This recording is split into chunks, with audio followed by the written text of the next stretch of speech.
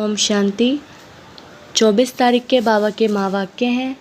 बाबा कहते हैं, मीठे बच्चे, देही अभिमानी बाप तुम्हें देही अभिमानी भव का पाठ पढ़ाते हैं। तुम्हारा पुरुषार्थ है देह अभिमान को छोड़ना। प्रश्न है, देह अभिमानी बनने से कौन सी पहली बीमारी उत्पन्न होती है? उत्तर है नाम रूप की। यह बीमारी ही विकारी बना देती है। इसीलिए बाप कहते हैं, आत्म अभिमानी रहने की प्रैक्टिस करो। इस शरीर से तुम्हारा लगाव नहीं होना चाहिए।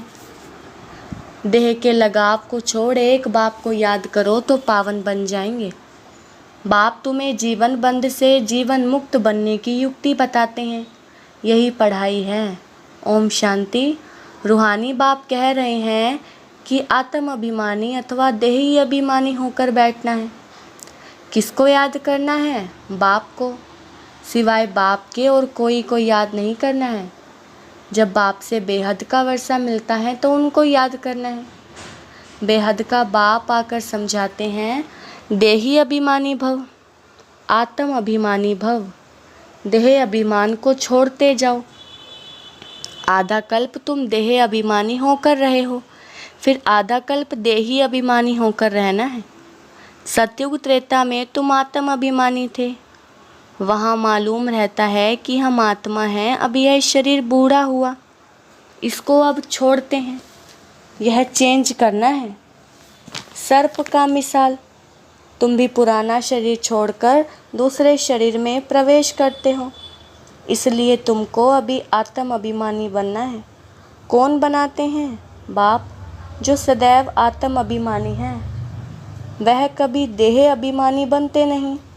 भले एक बार आते हैं तो भी देह अभिमानी नहीं बनते, क्योंकि यह शरीर तो पराया लोन पर लिया हुआ है। इस शरीर से उनका लगाव नहीं रहता। लोन लेने वाले का लगाव ही नहीं रहता। जानते हैं यह तो शरीर छोड़ना है। बाप समझाते हैं, मैं ही आकर तुम बच्चों को पावन बनाता हूँ। तुम सतो प्रधान थे, सो फिर तमो प्रधान बने हो। अब फिर पावन बनने के लिए तुमको अपने साथ योग सिखलाता हूँ। योग अक्षर ना कहे, याद अक्षर कहना ठीक है। याद सिखलाता हूँ। बच्चे बाप को याद करते हैं। अभी तुमको भी बाप को याद करना है। आत्मा ही याद करती है। जब रावण राज्य शुरू होता है तो तुम बच्चे देह अभिमानी बन पड़ते हो। फिर बाप आकर आत्म अभिमानी बनाते हैं। देह अभिमानी बनने से नाम रूप में फंस पड़ते हो, विकारी बन जाते हो। नहीं तो तुम सब निर्विकारी थे। फिर पुनर्जन्म लेते लेते विकारी बन जाते हो। ज्ञान किसको, भक्ति किसको कहा जाता है? यह तो बाप ने ही समझाया है। भक्ति शुरू होती है द्वापर से, जबकि 5 विकार रूपी रावण की स्थापना होती है। भारत में ही राम राज्य और रावण राज्य कहा जाता है, परंतु यह नहीं जानते कि कितना समय राम राज्य और कितना समय रावण राज्य चलता है। इस समय सभी तमो प्रधान पत्थर बुद्धि हैं। पैदा ही भ्रष्टाचार से होते हैं। इसलिए इसको विशेष वर्ल्ड कहा जाता है। नई दुनिया और पुरानी दुनिया में रात दिन का फर्क है। नई दुनिया में सिर्फ भारत ही था। भारत जैसा पवित्र खंड कोई बन न सके। फिर भारत जैसा अपवित्र भी कोई नहीं बनता। जो पवित्र वही फिर अपवित्र बनता है, फिर पवित्र बनता है। तुम जानते हो देवी देवताएं पवित्र थे, फिर पुनर्जन्म लेते लेते अपवित्र बन गए हैं। सबसे जास्ती जन्म भी यहीं लेते हैं। बाप समझाते हैं, मैं बहुत जन्मों के अंत के, जन्म के भी अंत में आता हूँ। यह पहला नंबर ही 84 जन्म पूरे कर वानप्रस्थ में आता है, तब मैं प्रवेश करता हूँ। त्रिमूर्ति ब्रह्मा विष्णु शंकर भी हैं, परंतु किसी को मालूम नहीं है, क्योंकि तमो प्रधान है ना। किसी की बायोग्राफी का किसी मनुष्यों को पता नहीं है। पूजा करते हैं परंतु सब अंधश्रद्धा है। भक्ति को कहा जाता है ब्राह्मणों की रात और सतयुग त्रेता है ब्राह्मणों का दिन। अब ब्रह्मा प्रजापिता है तो जरूर बच्चे भी होंगे ना। यह भी समझाया है कि ब्राह्मणों का कुल होता है, डिनायस्टी नहीं। ब्राह्मण चोटी हैं, चोटी भी देखने में आती है। फिर ऊंचते ऊंच पढ़ाने वाला है परमपिता परमात्मा शिव। उनका नाम एक ही है, परंतु भक्ति मार्ग में अथाह नाम लगा दिए हैं। भक्ति मार्ग में चहचटा भव का बहुत हो जाता है। कितने चित्र, कितने मंदिर, यज्ञ, तप, दान, पुण्य आदि करते हैं। कहते हैं भक्ति से फिर भगवान मिलता है। किसको मिलता है? जो पहले पहले आते हैं वही पहले पहले भक्ति शुरू करते हैं। जो ब्राह्मण सो देवता बनते हैं वही यथा राजा रानी तथा प्रजा, सर्वगुण संपन्न, 16 कला संपूर्ण, संपूर्ण निर्विकारी, अहिंसा परमो देवी देवता धर्म था। भारत में एक आदि सनातन देवी देवता धर्म था, तब अथाह धन था।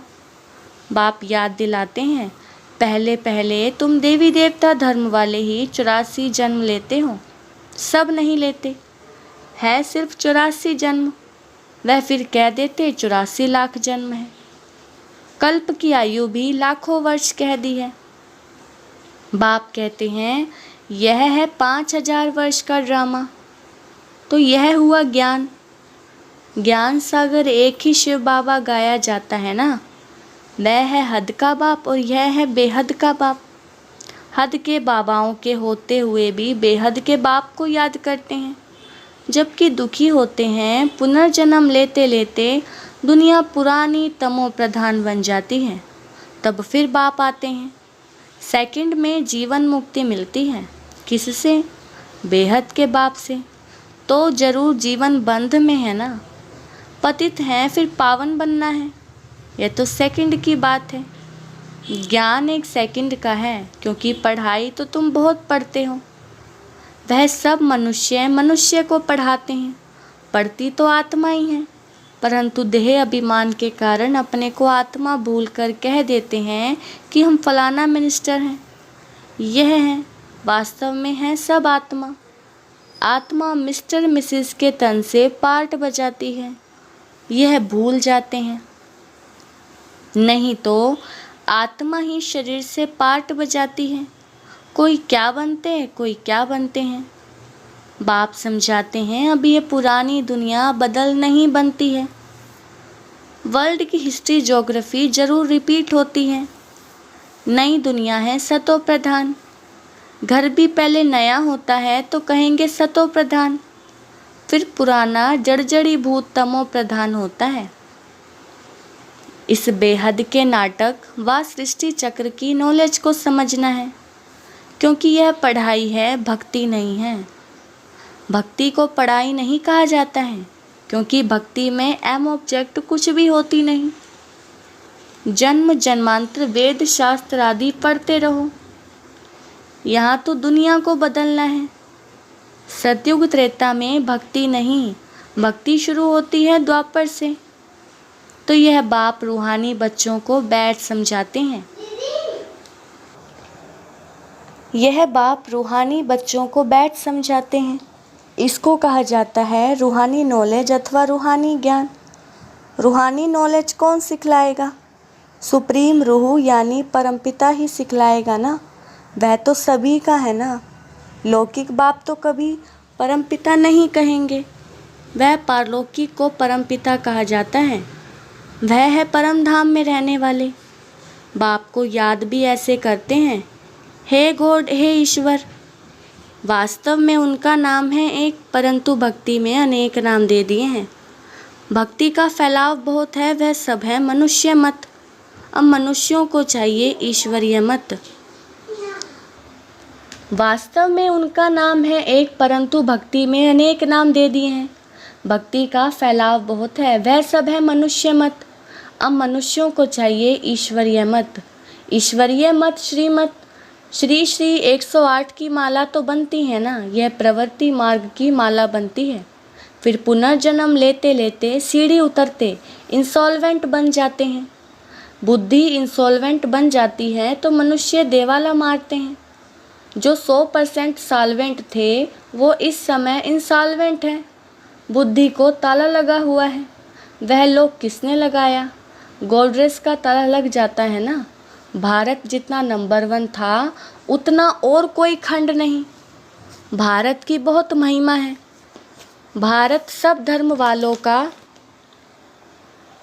भारत की बहुत महिमा है। भारत सब धर्म वालों का बहुत बड़े से बड़ा तीर्थ है, परंतु ड्रामा अनुसार गीता को खंडन कर दिया है। भारत और सारी दुनिया की भूल है। भारत में ही गीता को खंडन किया है। जिस गीता के ज्ञान से बाप नई दुनिया बनाते हैं और सर्व की सद्गति करते हैं। भारत सबसे ऊंच और बहुत धनवान खंड था जो अभी फिर से बन रहा है। यह उल्टा झाड़ है, इनका बीज ऊपर में है। उसको वृक्षपति कहा जाता है। बृहस्पति की दशा बैठती है ना, उसको वृक्षपति कहा जाता है। बृहस्पति की दशा बैठती है ना, बाप समझाते हैं। मैं वृक्षपति आता हूँ तो भारत पर बृहस्पति की दशा बैठती है, ऊंच बन जाते हैं। फिर रावण आया है तो राहु की दशा बैठ जाती है। भारत का क्या हाल हो जाता है। वहाँ तो तुम्हारी आयु भी बड़ी रहती है क्योंकि पवित्र हो। आधा कल्प तुम 21 जन्म लेते हो, बाकी आधा कल्प में भोगी बनने से आयु भी छोटी हो जाती है, तो फिर तुम 63 जन्म लेते हो। अभी बाप समझाते हैं, ऊंच बन जाते हैं। फिर रावण आया है तो राहु की दशा बैठ जाती है। भारत का क्या हाल हो गया है। वहाँ तो तुम्हारी आयु भी बड़ी रहती है क्योंकि पवित्र हो। आधा कल्प तुम 21 जन्म लेते हो, बाकी आधा कल्प में भोगी बनने से आयु भी छोटी हो जाती है, तो फिर तुम 63 जन्म लेते हो। अभी बाप समझाते हैं, सतो प्रधान बनना है इसलिए माम एकम याद करो। सब धर्म वाले इस समय तमो प्रधान हैं।